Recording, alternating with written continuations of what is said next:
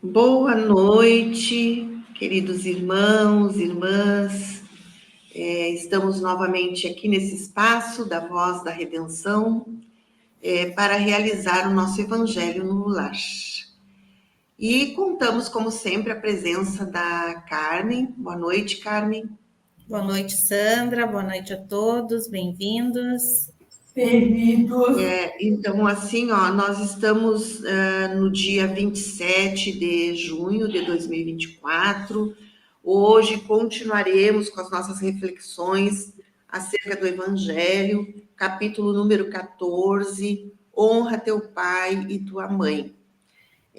Hoje vamos ler uma mensagem do Santo Agostinho, uma mensagem bastante longa, que é a ingratidão dos filhos e os laços de família. E se você que está assistindo o nosso programa e que acompanha as nossas reflexões, não deixe de colocar a sua ideia, a sua sugestão, dar o seu likezinho, compartilhar com os seus amigos, amigas, familiares, porque é tão importante, né? O Evangelho no lar é um momento em que nós paramos para refletir, para nos conectarmos com o alto. E essa equipe que nos coordena, a equipe espiritual, ela está presente também nas nossas reflexões e nos auxilia nos nossos pensamentos, nos auxilia também no nosso lar, abençoando as pessoas que convivem conosco. Então, é bastante importante que a gente faça essa paradinha uma vez na semana para que a gente possa abrir esse canal de conexão com os espíritos amigos. E nós vamos iniciar o nosso evangelho com a leitura de uma mensagem desse livro aqui, Fonte Viva, do Emmanuel. Essa mensagem tem título Renovemo-nos Dia a Dia.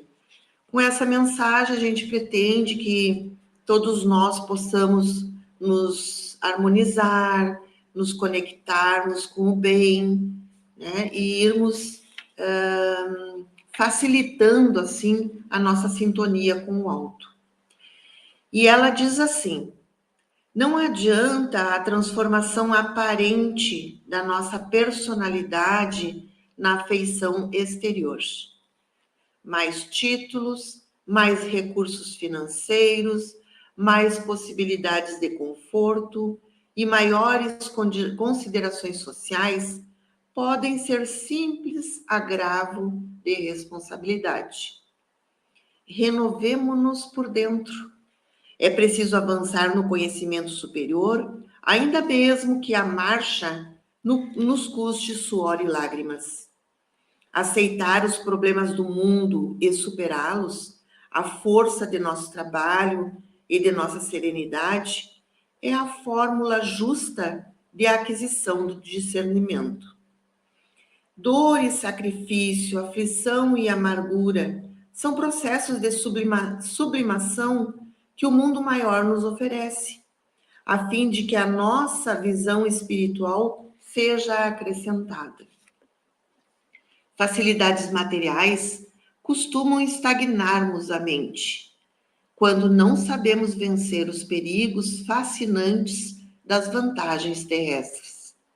Renovemos nossa alma dia a dia, estudando as lições dos vanguardeiros do progresso e vivendo a nossa existência sob a inspiração do serviço incessante.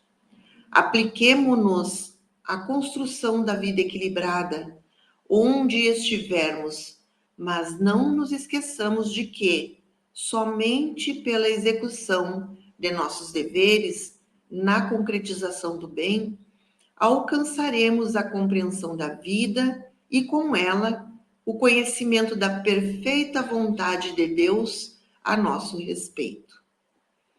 Linda mensagem, hein?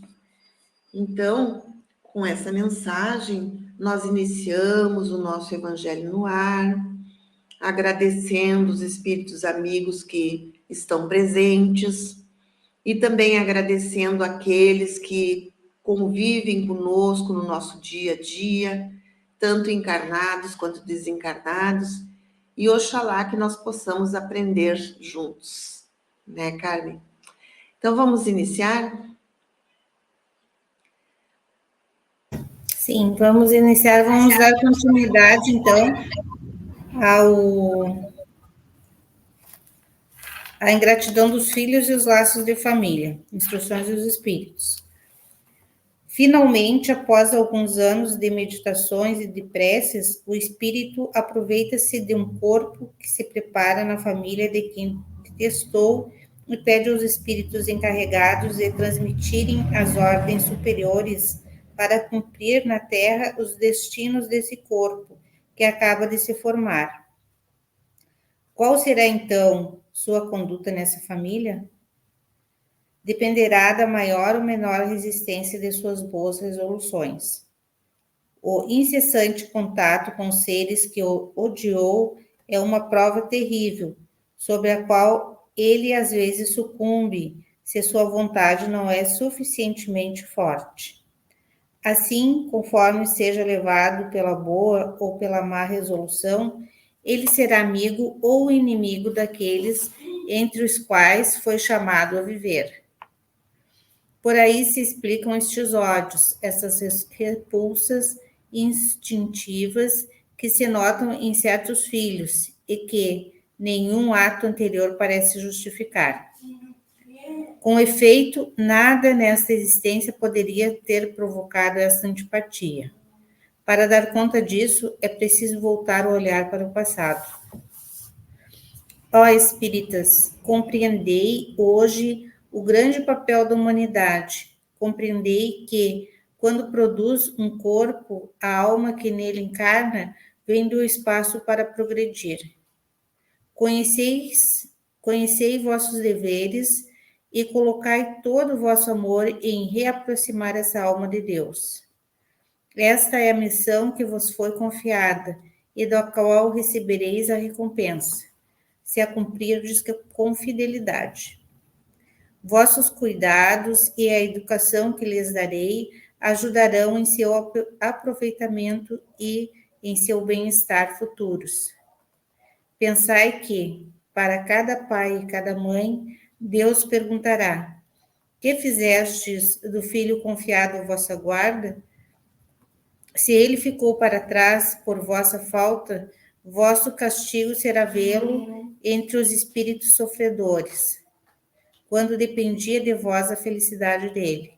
Então, atormentados pelo remorso, vós mesmo pedireis para reparar vossa falta.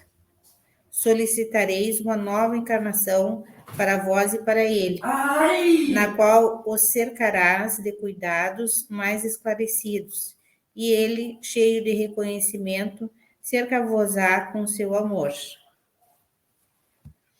Portanto, não rejeiteis a criança de berço que repele sua mãe, nem aquele que vos paga com ingratidão. Não é o caso que o fez assim e que o deu a vós.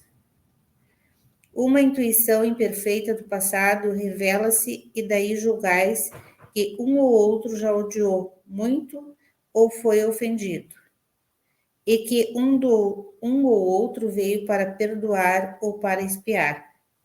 Mães, abraçai, pois o filho que vos causa pesar, e dizei-vos, um de nós dois foi culpado.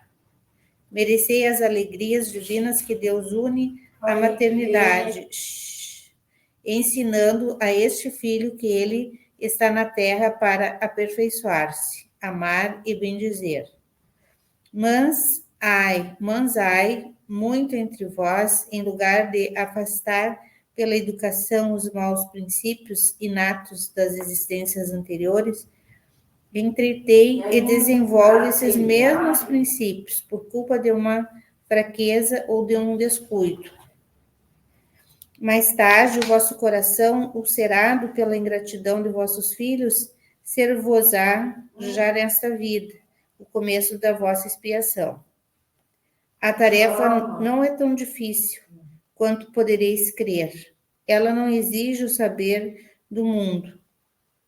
Tanto o ignorante quanto o sábio podem cumpri-la, e o Espiritismo só vem facilitá-la, fazendo que se conheça a causa das imperfeições do coração humano. Desde o berço... Acho que aqui daria para a gente fazer um comentário, né? Eu acho que naquela primeira parte que foi lida, né? Nós comentamos na semana passada, né? Sobre a questão de nós recebermos dentro do seio da família espíritos que não são tão simpáticos. Ou aquele espírito que tem um pouquinho mais de dificuldade que os outros. E é principalmente aquele espírito que todos devem se voltar. Porque, com certeza, nós nos responsabilizamos por ele. Nos responsabilizamos no sentido de auxiliar, né? Auxiliá-lo a domar as más tendências, né? A ser mais solidário, mais fraterno, mais altruísta, dependendo de cada caso, né? Então, aquele irmão ou aquele filho que tem uma maior dificuldade, que ele se destaca por ter maior dificuldade, é justamente aquele que precisa do nosso amor, que precisa do nosso empenho, diálogo, carinho, no sentido de que nós possamos compreender as suas dificuldades, para que ele próprio compreenda também e consiga avançar, né? E uma outra questão também aqui, né, que fala nesse penúltimo parágrafo que tu leu, é que tanto o pai quanto a mãe têm uma responsabilidade sobre os filhos, né?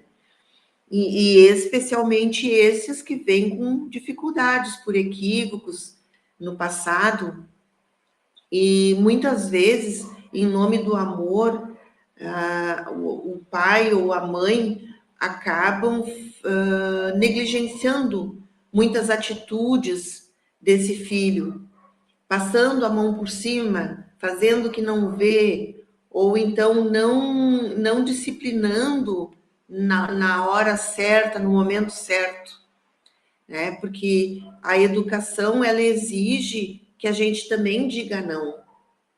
E dizendo não, a criança, o jovem, ele vai se frustrar e ele precisa se frustrar. Eu acho que isso a gente também comentou na semana passada, porque é através dessas frustrações no lar que vai criar uma certa resiliência emocional, né? Porque nem sempre o mundo aí fora vai dizer sim para tudo.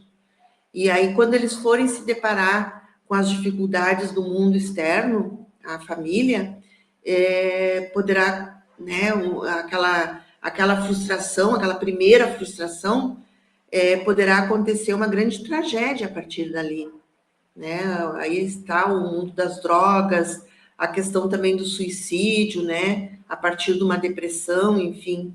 Então, nós precisamos prestar atenção naquilo que a gente está fazendo com as nossas crianças, e especialmente aquela criança que é diferente e que exige de nós uma atenção maior, vamos dizer assim, né? E aí ele também diz assim, ó, que a tarefa não é difícil, que tanto o sábio como o ignorante têm condições de cumprir, né? Tem condições. E aí o Espiritismo vai nos dar todo esse manancial, todo esse conhecimento que a gente pode se pautar, né? E seguir em frente nesse sentido. Acho que mais ou menos isso, né, Carmen? Não sei se tu tem alguma consideração sobre o trecho. Eu acho que tu deixou bem claro, né? Acho que é isso aí mesmo. Então, vamos seguindo. Vamos seguir. Desde o berço, a criança manifesta os instintos bons ou maus que traz de sua existência anterior. é preciso aplicar-se e estudá-los. Todos os males têm seu princípio no egoísmo e no orgulho. Espiai, portanto, até os menores sinais que revelam o germe desses vícios, e empenhai-vos em combatê-los, sem esperar que tenham formado profundas raízes profundas. Fazei com que o bom jardineiro que arranca os brotos daninhos à medida que os vê despontar na árvore. Se deixais desenvolver-se o egoísmo e o orgulho, não vos espanteis de serdes mais tarde pagos com a ingratidão. Quando os pais fizeram tudo o que podiam para o adiantamento moral de seus filhos, se não conseguiram bom resultado, não têm repreensões a se fazer, e sua consciência pode ficar tranquila.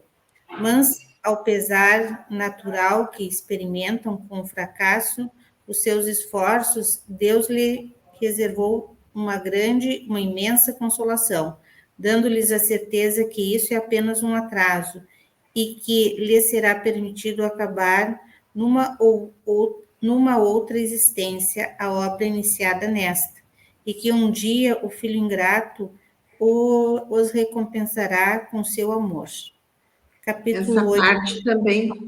Essa parte também ela é bem interessante, porque, em geral, a gente vê mães, principalmente, né? Mães e pais, mas principalmente as mães preocupadas, ou muitas vezes dizendo assim, eu não fiz tudo que eu deveria fazer, se culpando, não se perdoando, enfim. E aqui, né, ele fala que a mãe, se ela fez todo o possível para o adiantamento do seu filho, ela não tem que ficar se sentindo culpada, porque quando a gente recebe um filho no nosso lar, a gente já sabe que é um espírito que teve várias existências, várias encarnações. Então, é o que a gente sempre diz, né? Poderia ser pior. Então, aquele filho que lá na adultez ou na adolescência, enfim, continuar apresentando problemas, não necessariamente seja culpa da educação dos pais. Não. Talvez aquele espírito esteja dando tudo o que ele pode, tudo que ele tem condições de dar, né? E aí ele diz assim, Deus lhe reserva uma imensa consolação, dando a oportunidade que esse filho venha novamente numa outra encarnação, no mesmo seio familiar, para completar a educação dele, para auxiliá-lo a reparar e expiar suas faltas, né? Então, isso eu acho que é uma grande esperança para nós, um grande consolo, porque muitas vezes a gente agora me falta a palavra, mas a gente se condena, achando que não fez o suficiente.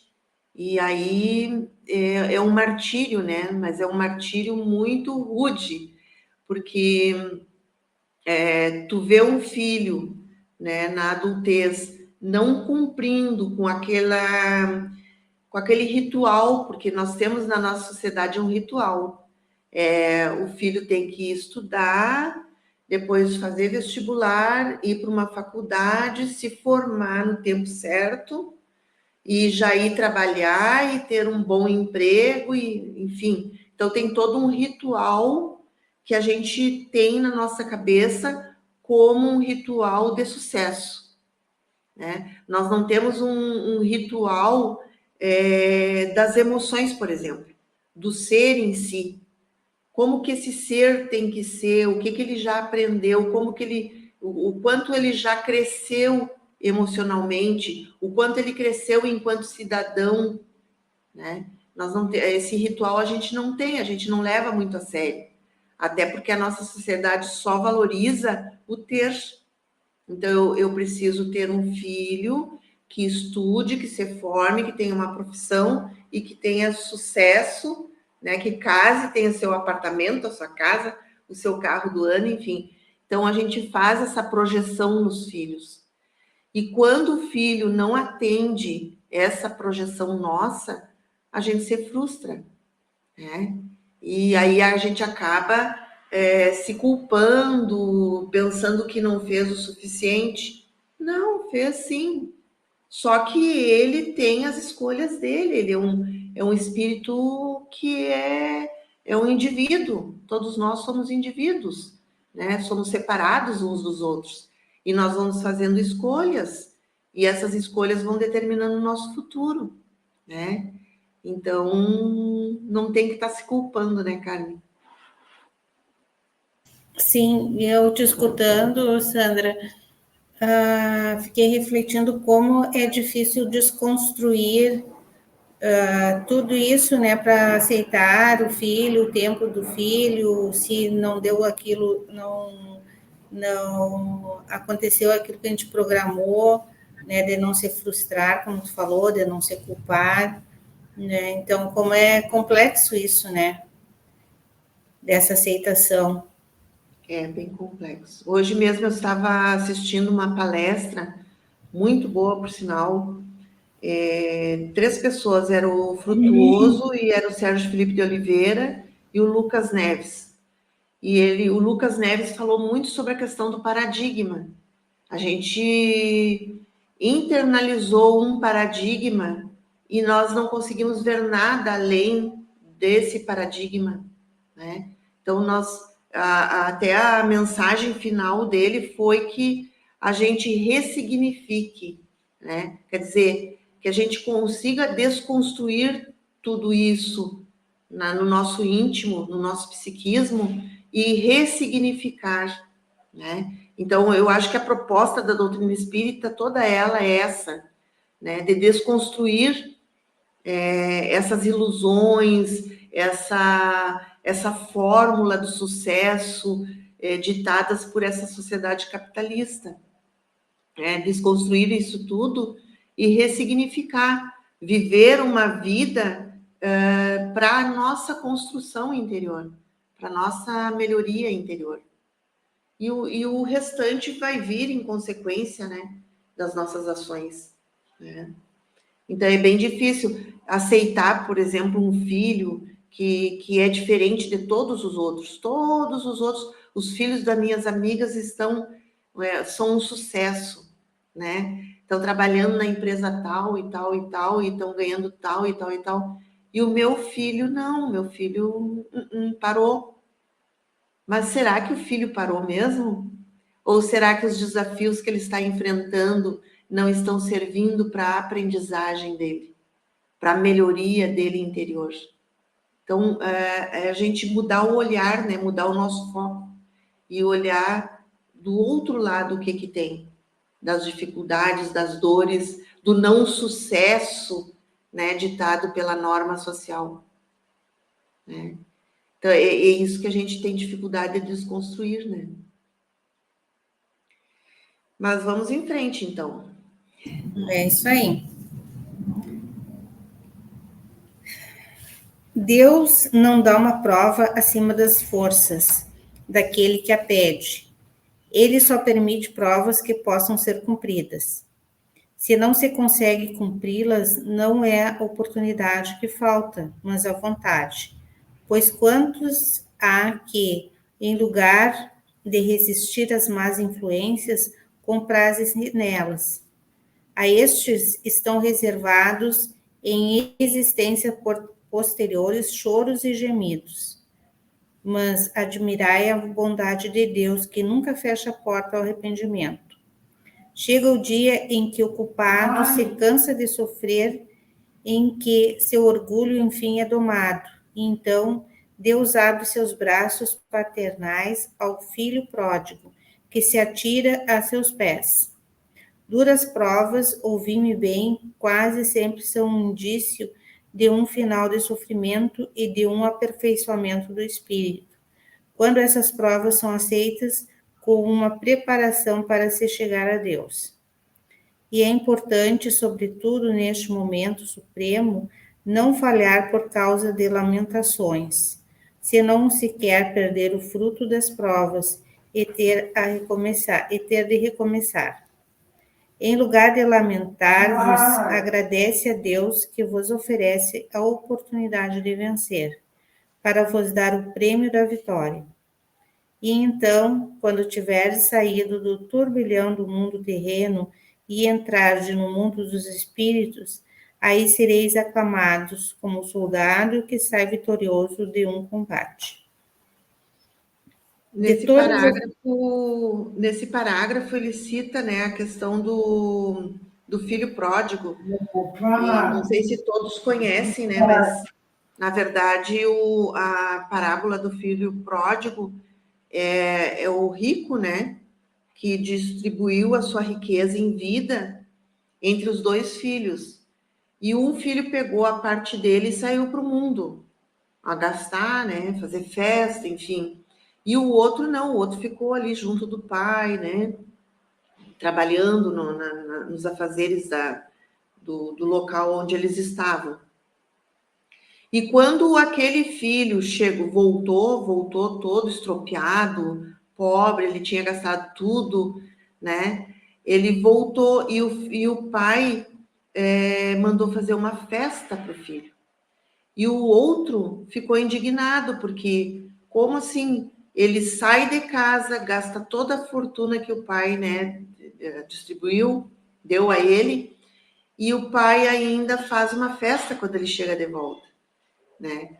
Mas, na verdade, isso é uma parábola, né? O que Jesus quis dizer com essa parábola é que sempre quando a gente se desencaminha, a gente sai do caminho que é do bem e a gente retorna para esse caminho, né? Mesmo após longo período, ele nos acolhe com os braços abertos, porque na verdade o que simboliza isso é que aquele filho ele se arrependeu de tudo o que ele fez e ele voltou para o caminho certo, né? Para ali para o aconchego do lar dele, junto ao pai e ao irmão. Então é um simbolismo, né? Por isso que chama o filho pródigo. E também nesse parágrafo aí ele fala, né, que muitas vezes a gente não resiste às más tendências, né? E a gente se enterra nas ilusões do mundo e custa, né, a retornar. Mas daí, quando a gente, cansado de muitas vezes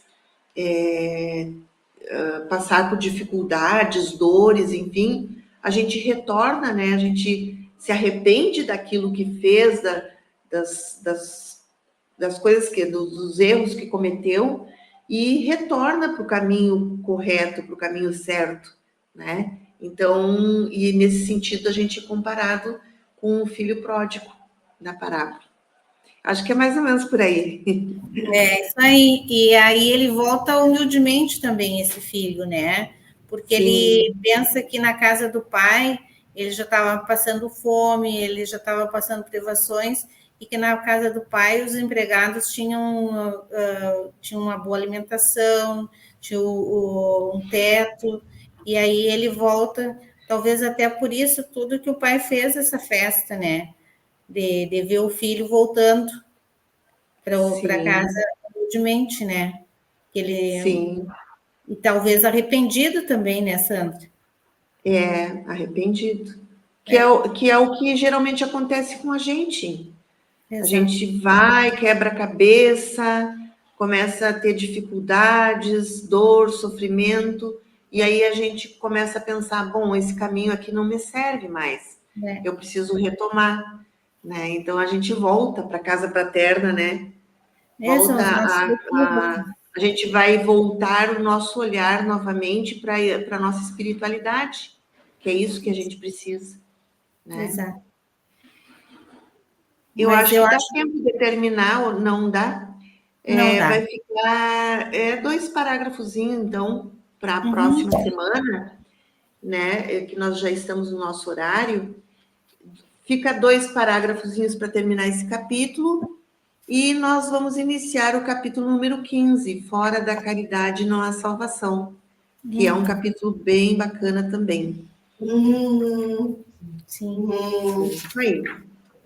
Mas então, agradecendo, né, a espiritualidade amiga, também agradecendo ao canal a Voz da Redenção, nós vamos encerrando o nosso evangelho, também desejando a todos os ouvintes que essas luzes que foram concentradas nesse momento do evangelho cheguem a todos que participaram, que as casas, todos os nossos lares sejam abençoados e que nós possamos, a partir dessas leituras, tornar a nossa vida melhor, tomando boas decisões, tendo mais paciência, perseverança, confiando nessa equipe de espíritos amigos que estão sempre junto conosco, nos intuindo, nos auxiliando,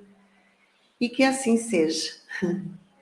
Uma boa noite a todos, e quinta-feira da semana que vem estaremos novamente aqui, no canal A Voz da Redenção. Muito obrigada. Obrigada, uma boa noite e um ótimo final de semana. Até terça. Quer dizer, até quinta. Até quinta. Isso. Que assim seja. Que assim seja.